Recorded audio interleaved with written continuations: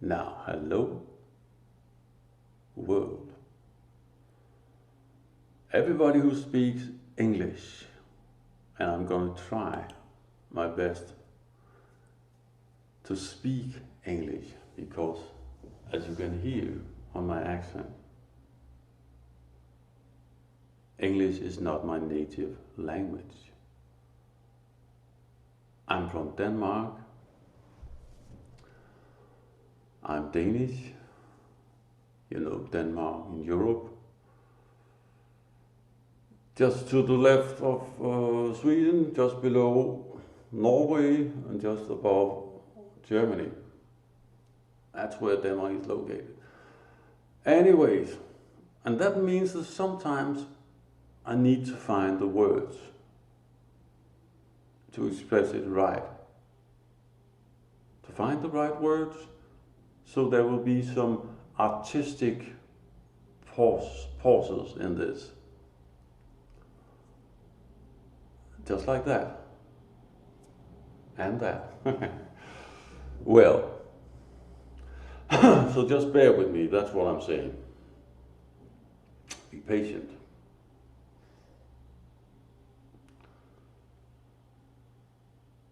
As you can see by the title up here, this is how to seek and find the truth of God. I made a kind of disclaimer or a notice down below.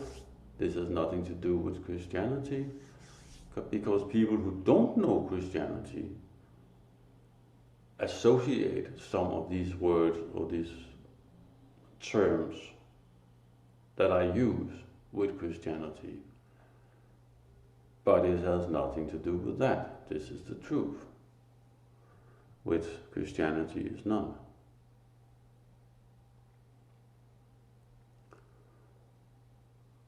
That's just how it is. I have not found any religion, any spiritual theory, any religion, new or old, that represent God's truth, that are even close. But some have a little, well, they can sound like and seem like the truth, but they are not the truth. As a former friend of mine, which I don't have contact with anymore, used to say,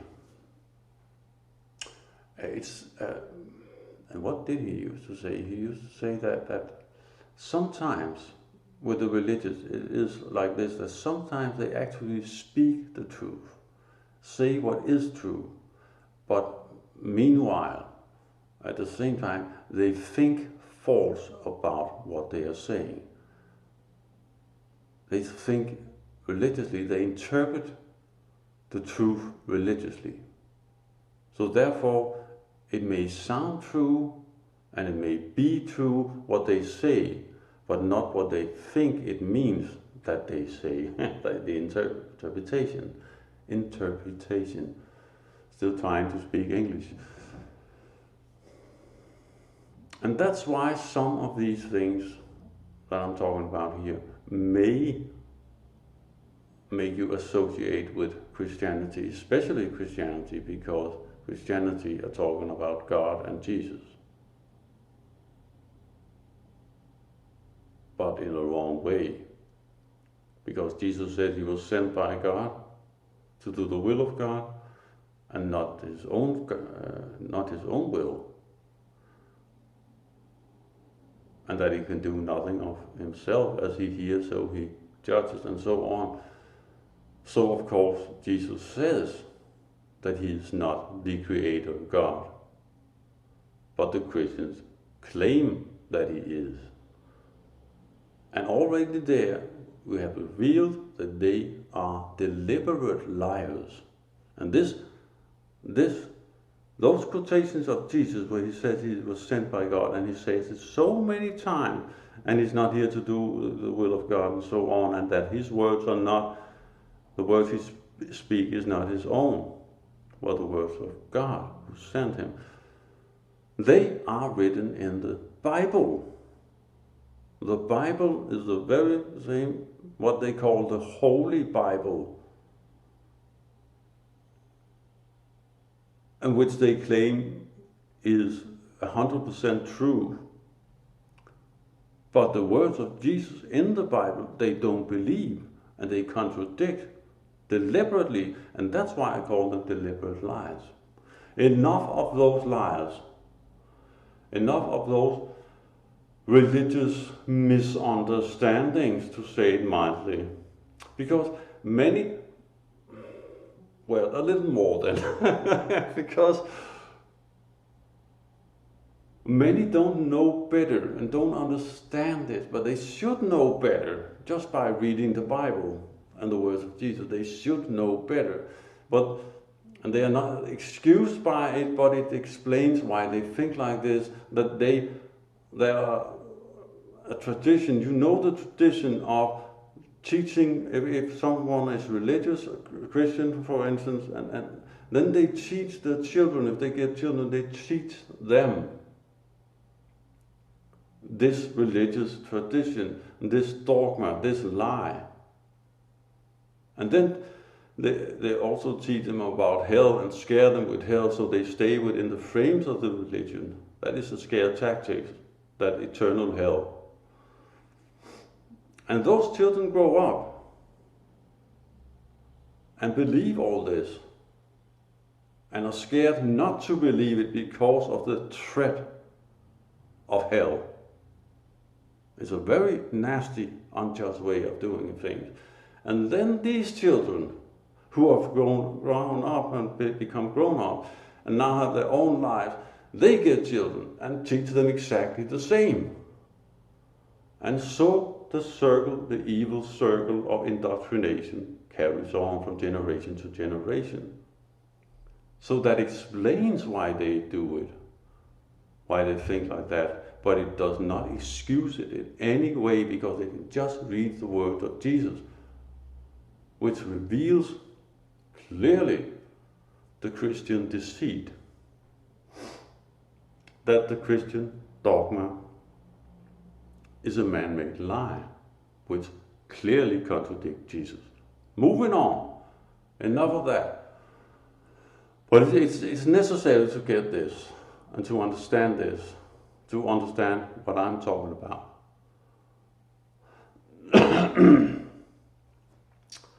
Almost 30 years ago, way in the past, I was searching for spirituality, but I was searching for something for myself, to get some kind of power, and it was really to get attention to myself back then, 30 years ago, because I felt I had no personality, nothing. I needed something to make people think, and I thought I did, to make them think I was interesting or something like that. But then I searched in spiritual books, and I did want a confirmation of reincarnation, because I've heard about that. And a confirmation that there is a meaning to life. And I was reading various spiritual, you can call it, various books about spirituality. And then I came across these two sentences, written a little different and in my own language, Danish. As I said, I'm from Denmark. And they just resonated with me. It just made sense to me. All my life I have been looking for a guideline, someone to tell me what to do, how to do. And especially connected to spirituality, because I had heard a lot of new religious people and religious people and so on. They talked about, and God and spirit and the ultimate reward of an eternal life and so on, and soared up in the skies and so on, but they never ever talked about what to do in everyday life They never ever talked about moral. No moral guidelines whatsoever what to do. And I had parents, well, I only have one parent actually, who was mentally not there because she was diagnosed with a mental illness or disease, or what you call it, which was a lie, but that's another story. But so she took medicine which affected her brain, which affected her emotional life. So it was not there actually. And she was not able to be there for me. And she was not able to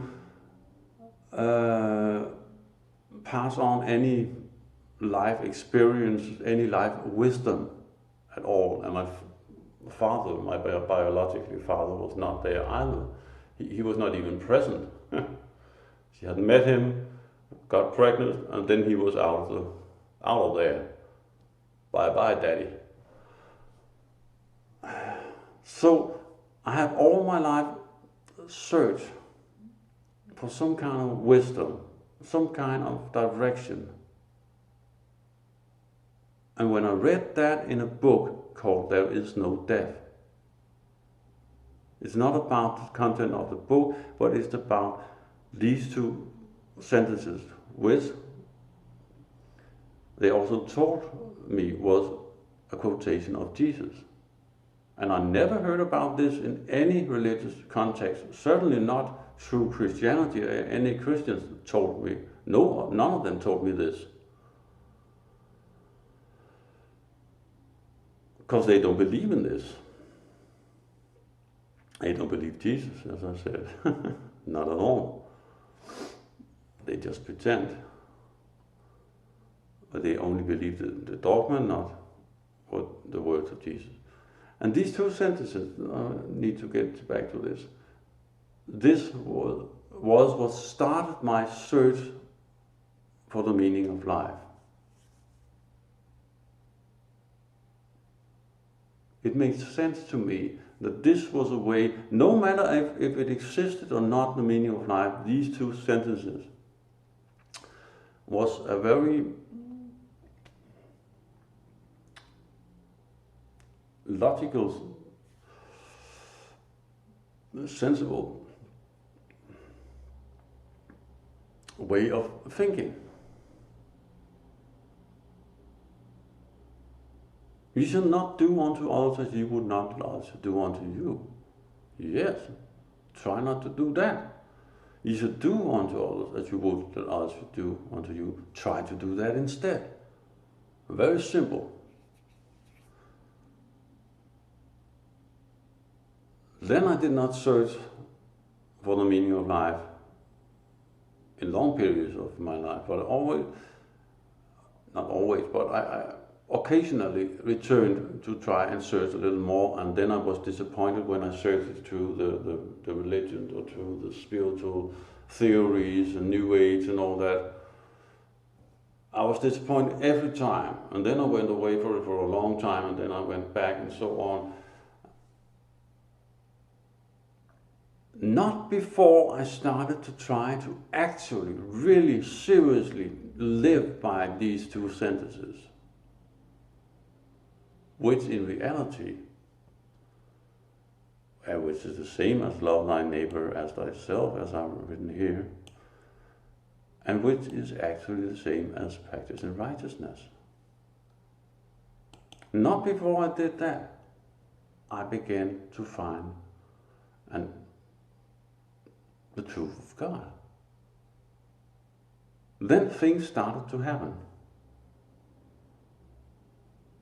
At first I did not understand what was happening. I was like, what is this? What is wrong with me? Why do I experience this? I cannot go into detail because you need to experience that for yourself. That is the rule, which I respect. That only the ones who actually are seeking sincerely for the truth of God, sincerely are seeking for the truth of God, only those Only to those will the truth be revealed, and only those will experience these things. And then when I read some of the words of Jesus in the Bible at first,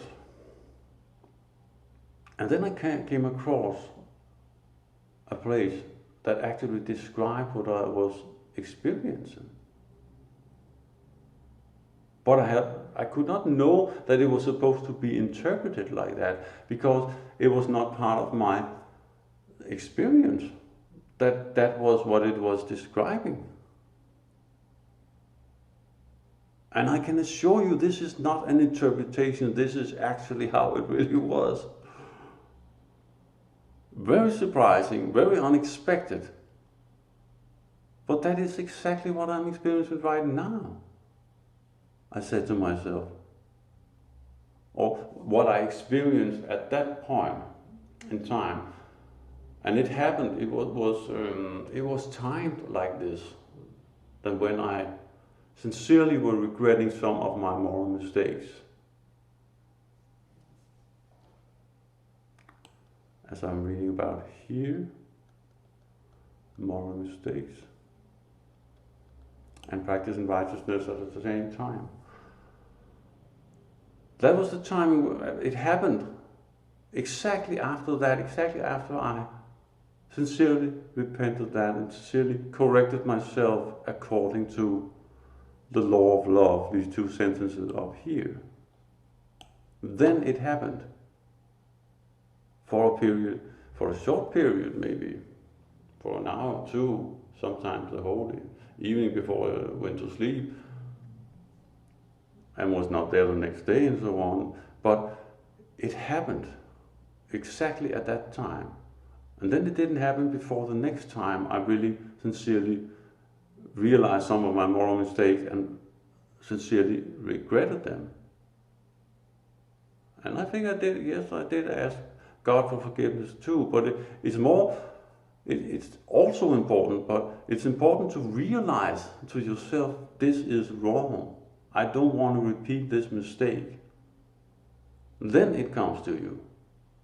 Then you experience this. Whatever that is, and that I cannot go into detail with, but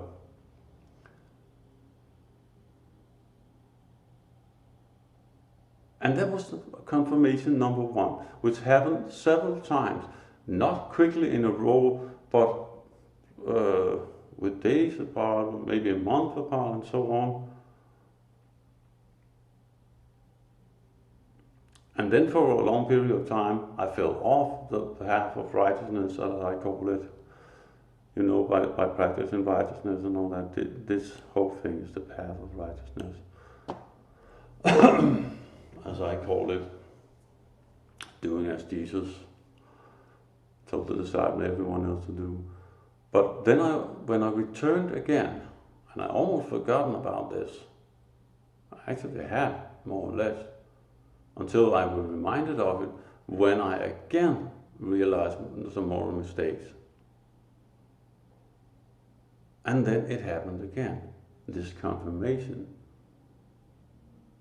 Yes, it was a confirmation. That is the right thing. I recognize that you do that. Now you have the chance to move on and grow spiritually, rather grow morally. Because you're trying to learn the moral lesson from God.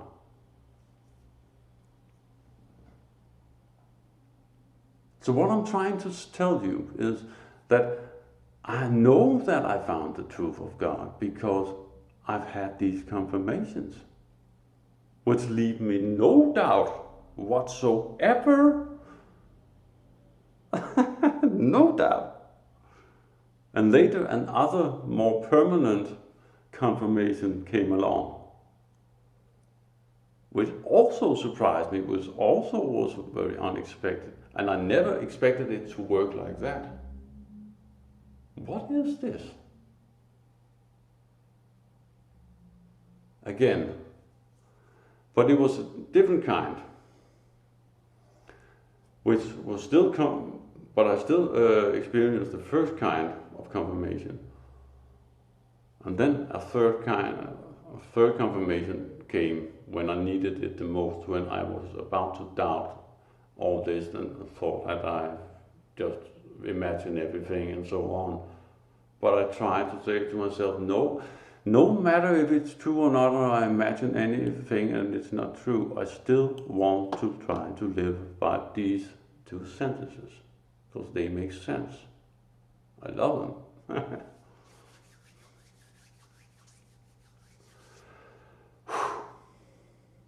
I feel that. I felt that right now.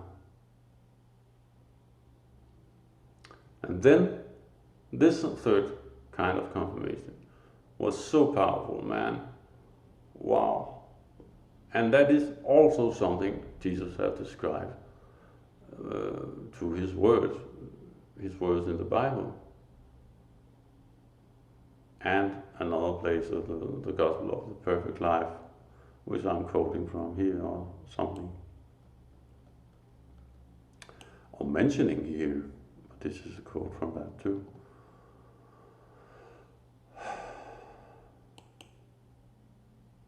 And that was it.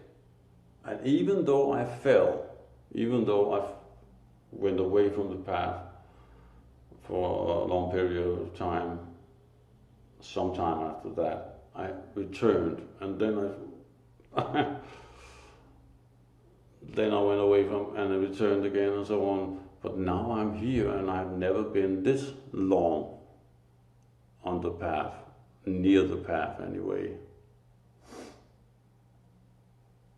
So this is the truth of God. If you do these things that I have described here, you can pause it and read it if you have not already read it. Then you live the truth of God, and you will find the truth of God. And it will be confirmed to you that you are on the right path. I experienced to live the truth, the reality which Jesus was talking about in the Bible and in the Gospel of the Perfect Life. And I do that right now. It's not equally intense every day. And some days I'm a little more relaxed, you can say that, and other times I'm a little more on it, like I am now trying to tell you this, because this is the true purpose of life. To improve yourself morally, through sincere repentance of sins. As I write, sins are the same as moral mistakes, according to God's law of love, and by practicing righteousness. That is the true purpose of life, according to that. This is the true purpose of life, which then potentially can lead to, which I have not written, but I'm telling you now, this can potentially lead to the true meaning of this purpose. And the true meaning of life, all the many lives we live, are to enter the what is it called? I'm trying to express it, the eternal spiritual life in the kingdom of heaven. When you reach a certain high level of righteousness, or moral correctness, you can also call it, still according to this, and according to the rest of the law of love, as expressed and described in the Gospel of the Perfect Life. There I put it. If you reach this certain high level of righteousness, moral correctness, then you are righteous. Then you have reached the level of being righteous in the eyes of God. And if you can maintain that and remain righteous, in spite of the things happening around you, in spite of the darkness, deceit, and the lies of the world, when Jesus arrives, comes back, at the end of the time age, which is a series of incarnations, at some point God will tell Jesus, now it's time to go down and judge them all of where they come to through all these incarnations in this lifetime, no, in this time age. This great amount of incarnations which we have to go through before this judgment day, as they call it, arrives, and Jesus arrives here. And if you have remained righteous when Jesus arrived and are able to do that, then you have earned the right and have become worthy of an eternal spiritual life in the kingdom of heaven, which is the next spiritual level for the soul.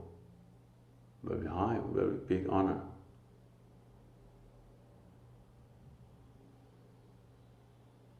So, and of course the Creator, the intelligent designer, the Almighty God, the Father, Mother of us all, have, of course, have created this world with a purpose in mind. This whole world is the moral school of God,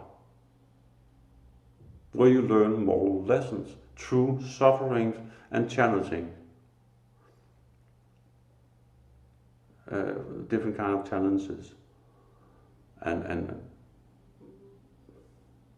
every time someone does something unjust or evil to some degree towards you, you are supposed to learn to not do that to others, or to not do something similar to others. You are supposed to learn from that. That is the lessons that are the lessons that God are trying to teach you. But the question is, are you listening to, are you seeing those lessons as lessons? Well, maybe from today you will see it as that. And when you have learned a moral lesson, a basic moral lesson, and then more basic moral lesson, then you have earned the right, then you don't have to face similar suffering and challenges.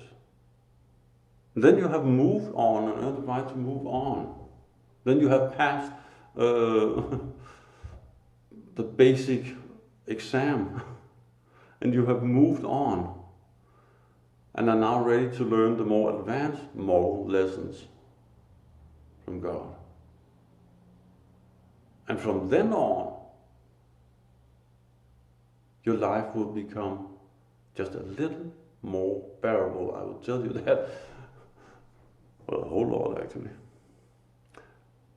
But I won't paint a false picture, because it's still a challenge to be here.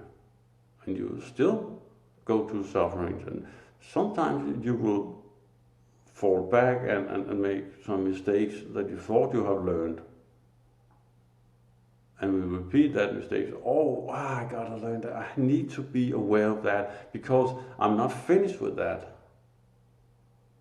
I need to be aware of that. I have a tendency to react in a certain way when someone do something bad to me. And I need to not react unjust, not to answer injustice with injustice, because then you just increase the amount of injustice in this world. You need to react, fight against injustice, for justice in a just way. That is what we need to learn: moral correctness, righteousness. But you are ready to learn the more advanced lessons of life from God. more love and wisdom, and a higher moral understanding. Just like any other school, you progress in level as you learn more and more. But you have to start with the basics and build on the basics, so you can attend the more advanced lessons and build on those and so on. And there is a lot of levels. Let me tell you that. There's a lot of levels. But the moment you start to improve your karma like this, because that is what's happening, then you have pointed your karmic destiny in a much more positive direction. And even though you will not manage to become righteous in this life, and you don't even know when Jesus comes and says, now, rather, God sends Jesus and said, now it's time to judge them all. You don't know when that happens. Maybe in the next life, maybe in the next life again, who knows? But prepare yourself now, because now is the time to learn these moral lessons. Because that wisdom, that love and wisdom you bring with you in the next life. In the next life you will stand much better, a much better chance of recognizing the truth and saying no to all the falseness and all the lies, and finding the truth again, and continue your spiritual and moral education from there, from where you've come to in this life. You see? It makes sense like that.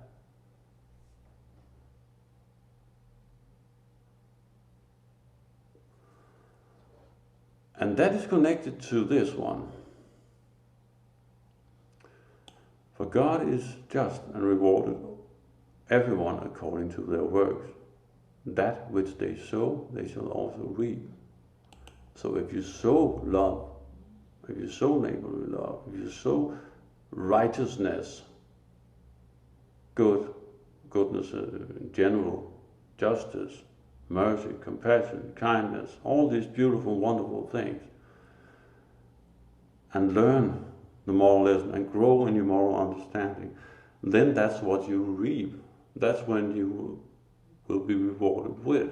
And then the biggest reward of all is that then you will be able to receive and understand the truth of God gradually more.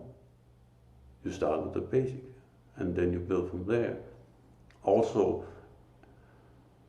the higher moral understanding you have, the more of God's truth you are able to receive and understand. That's how it works. It's a gradual process. I don't know all the truth of God that a human are able to understand. Eventually, I know the basics and then some. But I also know that I have a lot to learn.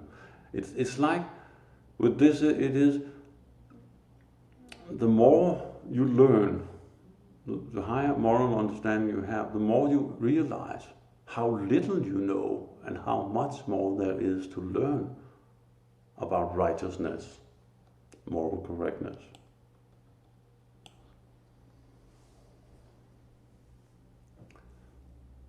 So I'm just someone like this.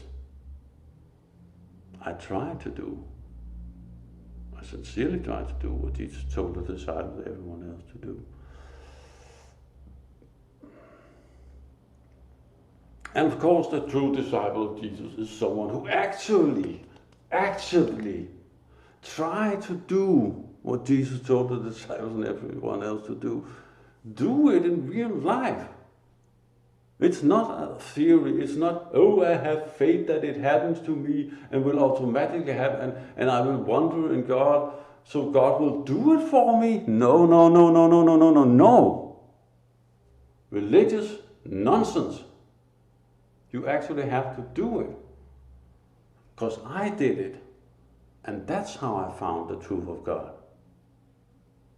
which was confirmed to me and then some, which I feel right now, which is confirmed to me right now, in this very moment, when I talk about the truth.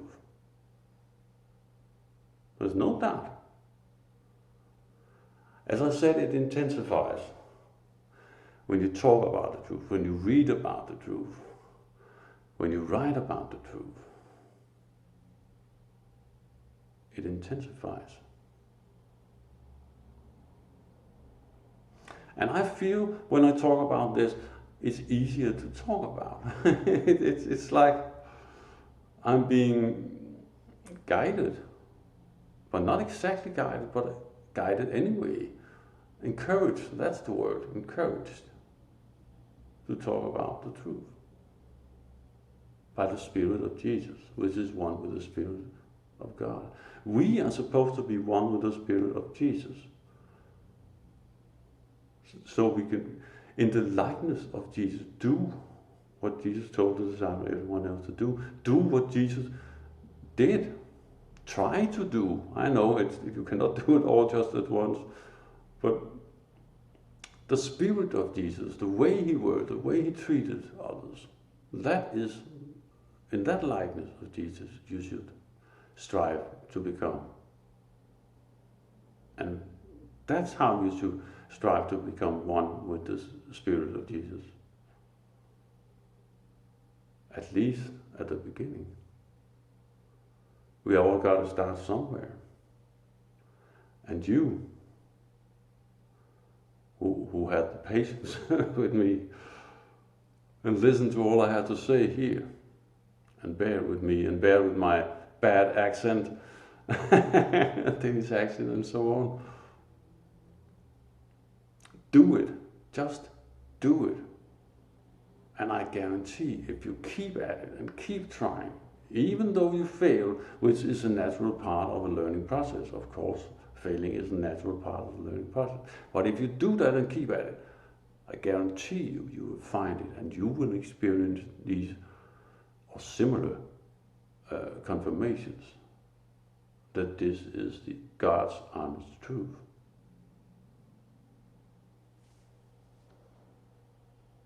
And now I'm here too. I'm revealing the truth of God to you because I have searched for the truth. And now I'm also one who reveals it.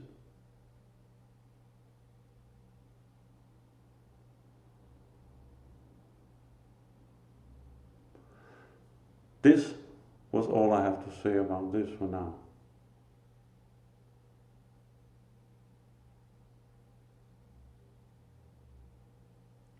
Well, I guess I want to add this with karma, the karmic destiny. Everything you do to others in this life will be done to you in the next life. And everything you did in your former life is what is being done to you in this life. Not to punish you, even though it certainly can feel that way sometimes. If it's a harsh lesson, a tough lesson you have to go through. But to teach you right from wrong, morally speaking. That's why we experience these sufferings and challenges. Although I cannot say challenges. But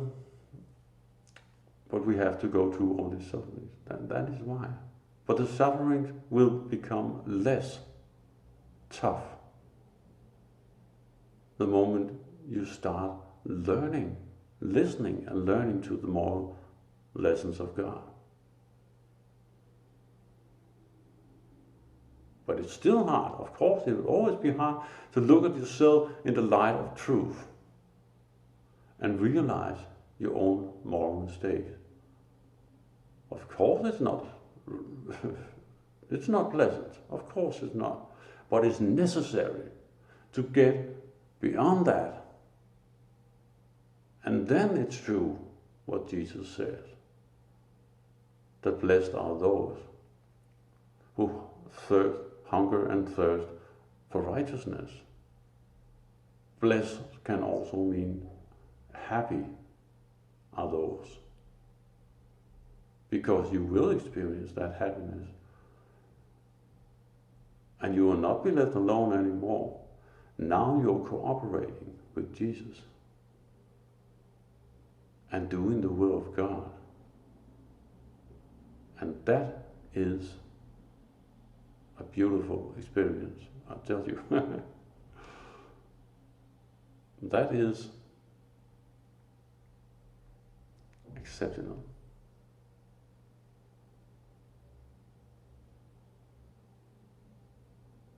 And maybe someday I can call myself a friend of Jesus.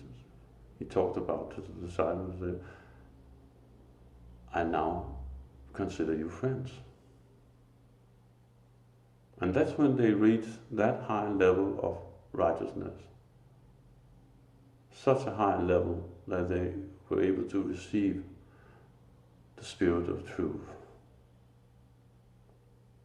I feel comforted and encouraged by the Spirit of truth.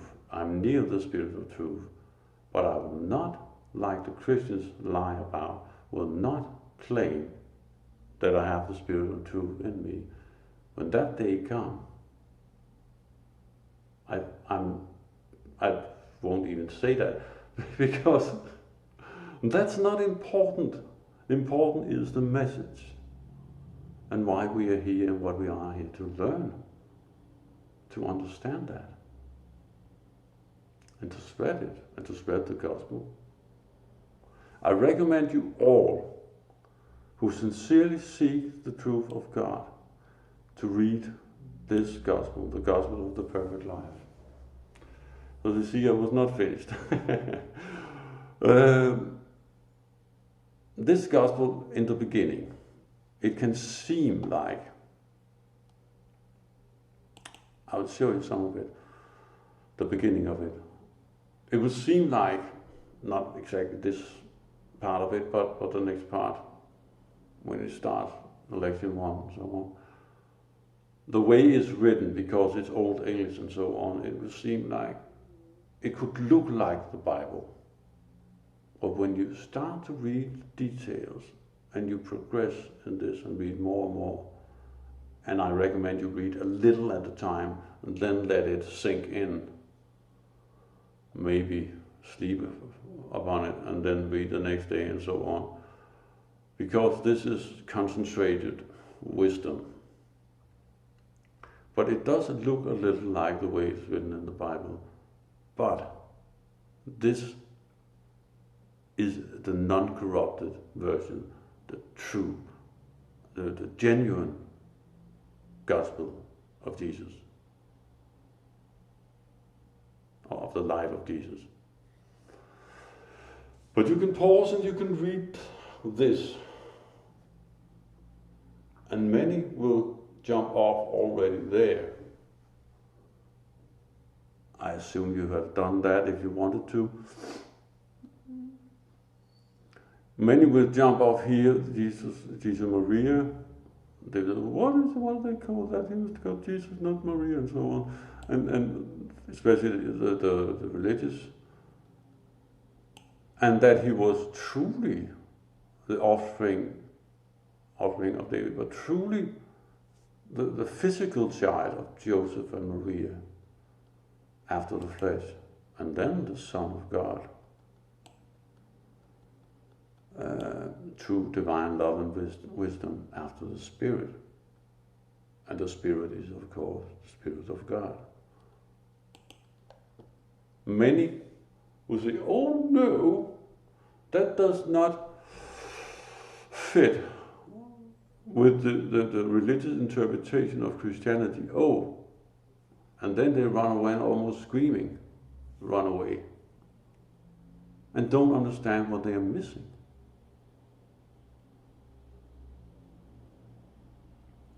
If you really want to find the truth, and you really want to read the truth, and really want to feel what I feel when I read this, practice righteousness, improve yourself morally, and read. As he says, He's the translator from Aramaic to English. He says here, he talks about, it's a faithless and perverse generation as of old that seeks for signs, and to them said the Spirit, there shall be no sign given. For were the very writers of this gospel raised from the dead, and were they to testify to their authorship, they would not believe those who ask for signs. Unbelieving critics would still ask for a sign, and the more they were given, the more they would ask in the hardness of their hearts. The sign is the truth. The pure in heart, they shall see it.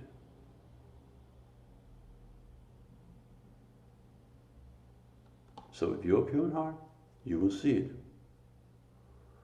Or if you become pure in heart, or seek to be, then you will really understand it and really feel it. And know what I'm talking about when I say feel it, when you read it. Feel the truth. Because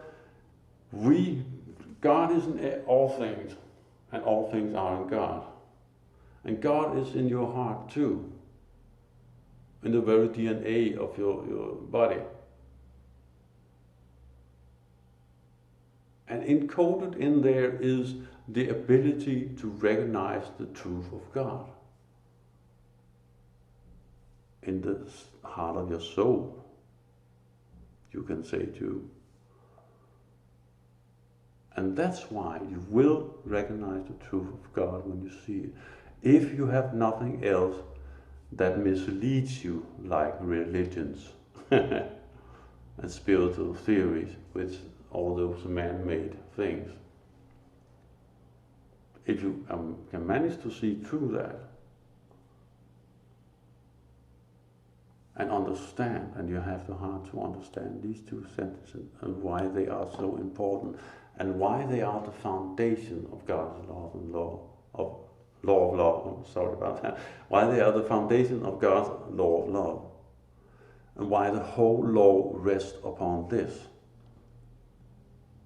which is the same as this. The whole law rests on that.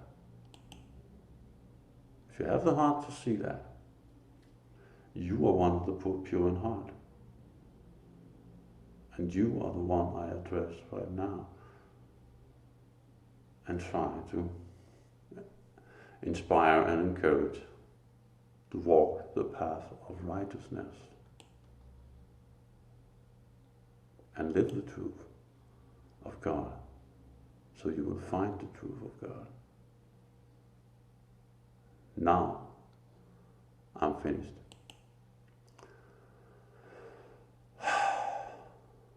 Love.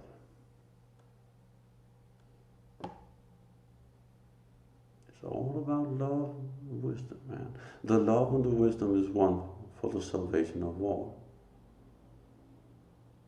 Go for it. Keep practicing it. Now I have told you how to seek and find the truth. Now it's up to you. So you can help others too at a certain point when you're ready for it. Work on yourself first and your own moral. Then, when that's cleaned up to a certain degree, then you can start trying to inspire and encourage others to do the same, to fulfill the true purpose of life.